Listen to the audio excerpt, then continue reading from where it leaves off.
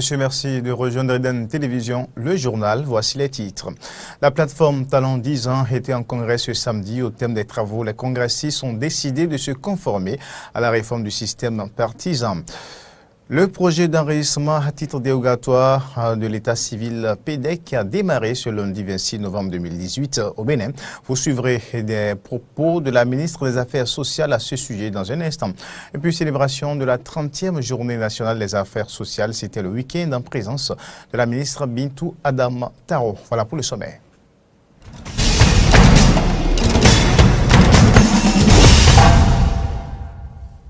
Eden Info, encore une fois, bienvenue à toutes et à tous. La plateforme Talent 10 ans était en congrès ce samedi au thème des travaux. Les congressistes ont décidé de se conformer à la réforme du système partisan. Ils ont donc décidé d'adhérer au bloc progressiste. Les détails avec Fréjus Séoulan et Romaric Debouchi. La jeunesse face à la politique du développement est le thème du congrès extraordinaire de la plateforme Talent 10 ans qui a eu lieu ce samedi 24 novembre 2018 à Cotonou. À cette occasion, les congressistes ont décidé de se conformer à la réforme du système partisan en adhérant à l'un des nombreux blocs qui soutiennent les actions du chef de l'État. Nous donnons le pouvoir à tous les présidents des départements, à tous les coordonnateurs des communes, à tous nos éléments sympathisants, militants et tout, qu'aujourd'hui, la plateforme Talent 10 ans adhère officiellement au bloc progressiste.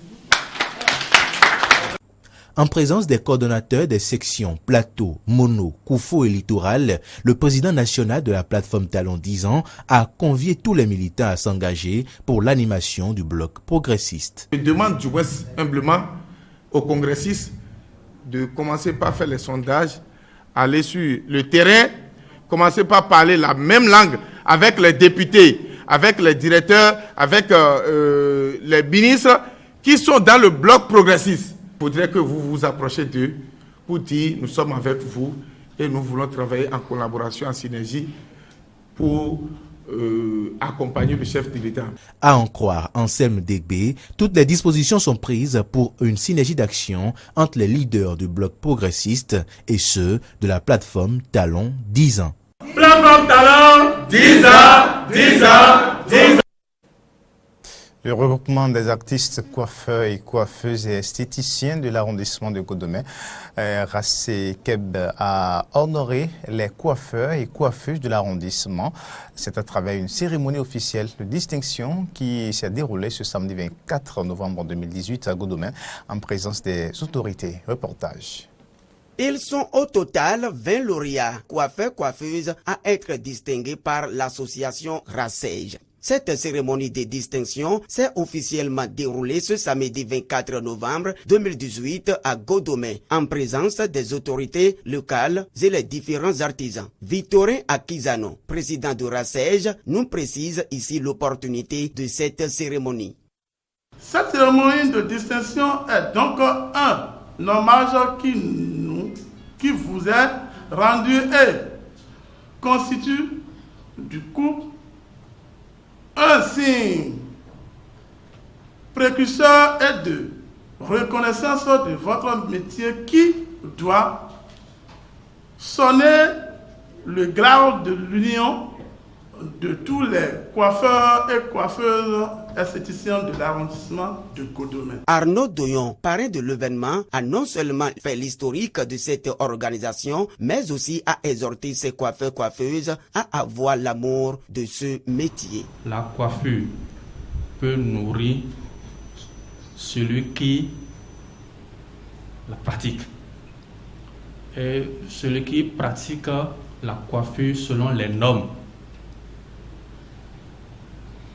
Donc, je vous invite à pratiquer selon les normes, à avoir l'amour de la profession. Les artisans, chez nous au Bénin, constituent une classe sociale importante. Et sans cette classe, il ne peut pas avoir de développement. Après avoir reçu leur diplôme de distinction, les bénéficiaires, très ravis de cette initiative, ont adressé un sincère remerciement aux organisateurs à travers la voix de Ernestine Assogba Fadéon pour la réussite de cette cérémonie. On reste avec les artisans. Journée de réflexion, week-end des artisans couturiers assimilés de l'Atlantique. Objectif, ressusciter, pérenniser les corps de métier qui connaissent de sérieuses difficultés d'existence et réorganiser les structures fêtières. C'est une initiative de l'Union des branches textiles, habillement et QEPO, Frédéric Espoir Mambou et Fiacre Voitan. Il y a beaucoup de métiers qui sont en train de disparaître dans les métiers que nous faisons. Si on prend les cas de ceux qui ont fait les habits des enfants, vous voyez, les lettres, voilà. Tous les jours, il y a des nouveaux nés. Mais je suis en train de voir que ces métiers sont en train de disparaître et on ne les voit plus même dans les cités. Et si on prend le cas des tisserands là, c'est rare fois qu'on passe dans les vents et on les voit. Ce qui est en train de dire que dans notre textile, habillement et QEPO, il y a des métiers qui sont en train de disparaître dans ces corps de métiers et je voulais les ressusciter. C'est l'une des raisons les plus importantes qui ont motivé cette journée de réflexion qui a réuni ce samedi 24 novembre 2018 à Tokan, artisans et autres acteurs impliqués dans le textile, habillement, les cuirs et les peaux. Mais ce n'est pas tout. Il y a aussi des raisons organisationnelles. Il faut qu'on se voit sur le plan de nos organisations. Comment nos organisations vont fonctionner. Parce que vous allez voir, nous avons dans la seule commune de Calavé, nous avons près de 40 associations dans le textile et habillement. Et malgré ces 40 associations, nous sentons au niveau de ces associations des difficultés au niveau de la méthode de donner de la formation aux apprentis. Pour le vice-président de la Chambre des métiers, les artisans de la branche textile, habillement, cuir et peau ont bien fait d'initier une telle journée de réflexion. Parce que c'est dans l'union que nous pouvons atteindre les bons objectifs. Une organisation sans journée de réflexion, ça veut dire que l'organisation ne se donne pas un objectif à atteindre. Et je crois que c'est dans ces genres d'ateliers, dans ces genres de rencontres que nous pouvons nous donner l'objectif que nous devons atteindre et veiller à ce que le résultat soit atteint. Bien ancré dans la connaissance du secteur, de ses difficultés et de ses potentiels atouts, de par ses fonctions de ministre d'alors et présidente de la commission de l'éducation, de la culture et des affaires sociales au Parlement d'aujourd'hui, l'honorable Claudine Afiavi Prudencio n'a pas marchandé son soutien à l'événement. Vous êtes, comme on dit, au commencement et à la fin de beaucoup de choses. Comment dès lors ignorer cette frange si importante que vous constituez dans la société? En cette journée qu'elle espère historique, elle me demande de vous rappeler combien il est important que vous preniez des résolutions justes pour des victoires enfin remarquables. Elle me demande de vous dire combien il est important que vous trouviez le moyen d'aplanir vos divergences internes. Elle vous suggère enfin également de trouver le courage de déterminer quelles sont vos propres responsabilités dans les maux qui minent votre corporation. De sa position actuelle et dans le futur, l'honorable Prudencio promet de porter toujours plus d'attention au sujet qui vous touche. Pendant 24 heures, ces responsables d'associations d'artisans, patrons d'ateliers, acteurs de la branche textile, habillement, cuir et peau auront à penser et repenser le destin et l'avenir de leurs différents corps de métier pour des lendemains plus radieux et plus assurés. Autre information dans cette édition, rencontre des ministres des Affaires étrangères, de la Justice avec les membres du comité de restitution des biens culturels installés en France. C'était vendredi dernier, une réunion qui vise à approfondir les réflexions sur la démarche à suivre pour le retour effectif de ces biens dans le patrimoine béninois. Samson Oké, Denis Marouya pour le reportage.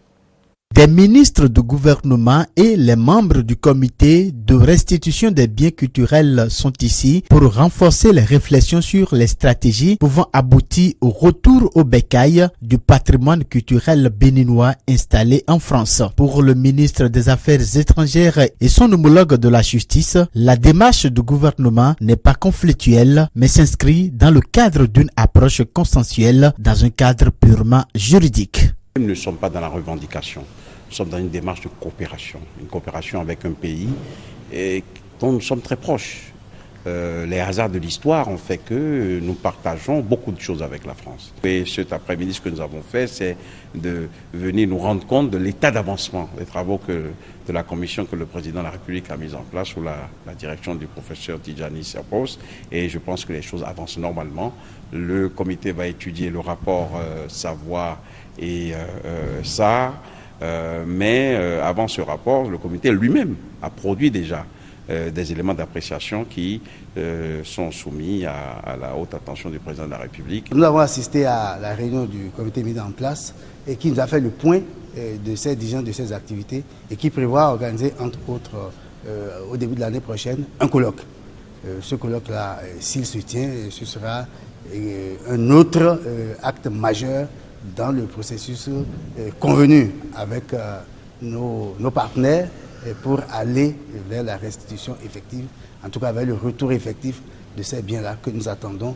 Pour le président du comité mis en place par le chef de l'État lui-même, les travaux et les discussions avancent pour le retour effectif des biens culturels béninois. Ce qui se passe, c'est que ce n'est pas seulement au niveau de la France. Après la France, certainement, nous allons regarder ailleurs, nous allons déterminer quelle est notre démarche. Et toujours du point de vue de la diplomatie béninoise qui est calme, discussion, courtoisie, nous irons et nous allons chercher nos œuvres. Précisons que la tenue de cette rencontre vient à un moment où le rapport Savoie-Sarr est rendu public. Un rapport qui recommande à la France d'accepter la demande du Bénin et de procéder au retour effectif de ses biens culturels. Un patrimoine culturel qui viendra certainement étoffer l'offre touristique béninoise. Le syndicat des travailleurs de l'Est, organisation commune des chemins de fer Bénin-Niger, Syncobéni, a tenu son 4e congrès ordinaire ce samedi 24 novembre 2018. Le dit congrès a connu la présence de responsables syndicaux et a porté sur le thème la carrière du personnel à l'aide de Bolloré. C'était au siège de Syncobéni, à Ganri, Cano François et Damien Pedro. La carrière du personnel à l'aide de Bolloré, c'est le thème du 4e congrès ordinaire du syndicat des travailleurs de l'Est, organisation commune au Bénin-Niger, de chemin de fer et des transports qui a eu lieu ce samedi 24 novembre 2018. Une occasion d'actualiser les tests et surtout de voir quelle nouvelle orientation donner aux 10 syndicats. En présence de 7 secrétaires généraux des centrales syndicales, Julien Abati, secrétaire général Centra OCBN, revient sur la difficulté majeure du personnel. L'OCBN d'hier, en temps de l'OCBN, on n'a jamais connu un blocage de carrière. Ça a frustré plus d'un. On pensait que l'avènement de Bolloré, ça allait combler les attentes du personnel, mais c'est le contraire parce que il se trouve aussi bloqué. L'important est de sauver les emplois dans le cas d'espèces, dira Dieudonné Lokossou, ancien secrétaire général de la Confédération des syndicats autonomes du Bénin.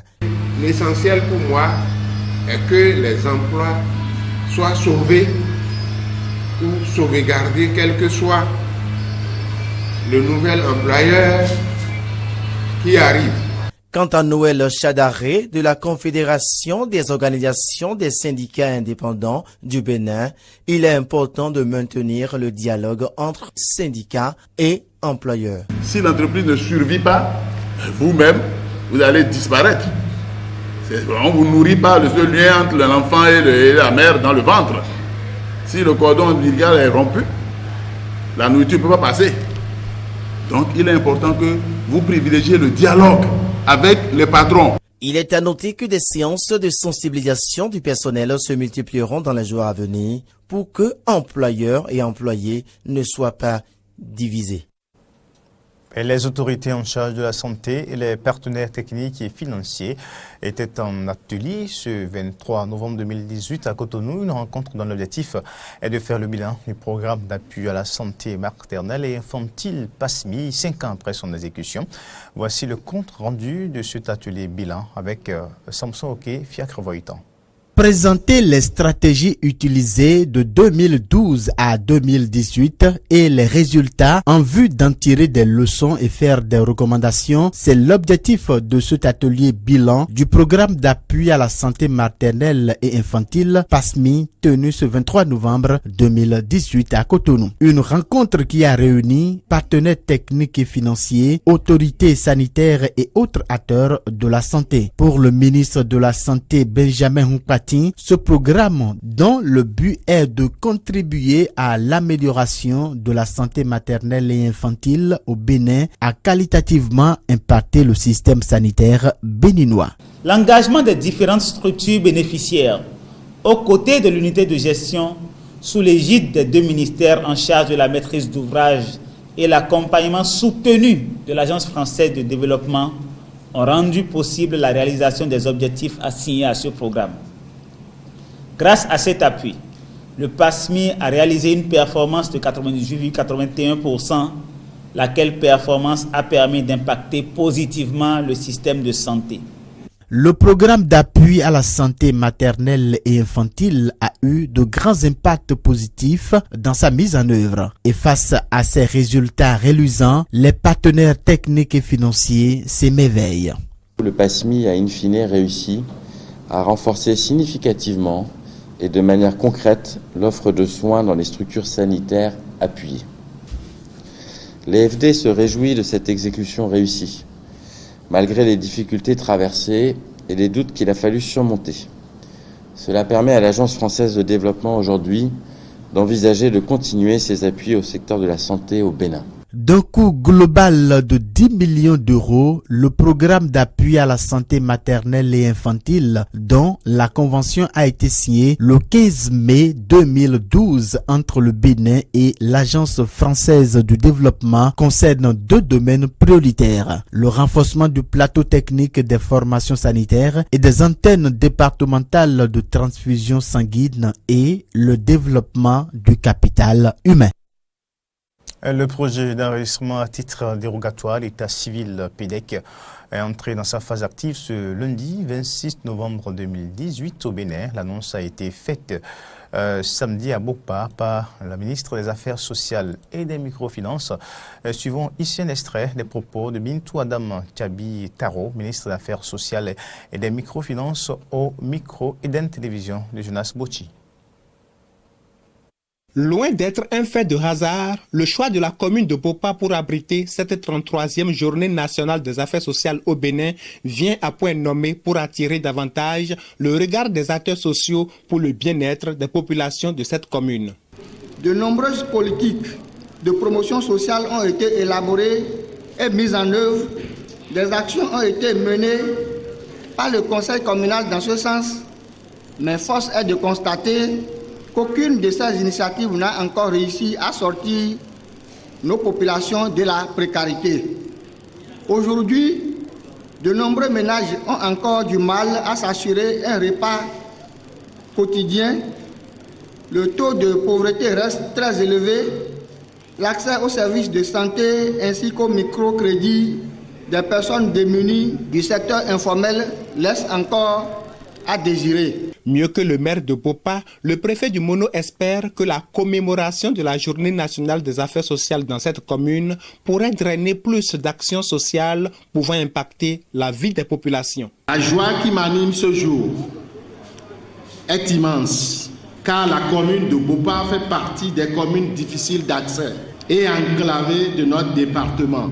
Toutes choses qui ne permettent pas à la majorité de sa population qui végète dans la misère de bénéficier des prestations offertes par le Centre de promotion sociale. Le combat pour impacter positivement la vie des populations n'est pas une tâche facile. Cependant, le gouvernement du président Patrice Talon tient à y parvenir au prix de multiples réformes, à en croire le ministre des Affaires sociales. Réduire les inégalités, le degré de vulnérabilité des populations, éliminer les obstacles vulnérables qui empêchent les citoyens de réaliser leurs rêves avec sérénité et dignité est une tâche difficile, mais possible, que le gouvernement du président Patrice Talon à travers différentes réformes et initiatives, met progressivement en place pour donner confiance à notre peuple et le conduire à l'autosuffisance. Afin de mieux fédérer les énergies pour le développement social du Bénin, cette 33e journée nationale des affaires sociales a été couplée avec le lancement de la quinzaine de lutte contre les violences faites aux filles et aux femmes. Ce samedi 24 novembre 2018, les cadres du ministère des Affaires sociales et les acteurs de la lutte contre les violences faites aux femmes et aux filles se sont retrouvés à la Maison des Jeunes de Bopa pour commémorer la 30e journée nationale des affaires sociales. L'événement a connu la présence des ministres des Affaires sociales et des microfinances et celui de l'enseignement secondaire, de même que les préfets du Mono et du Koufo. Le point de la commémoration avec Jonas Boti.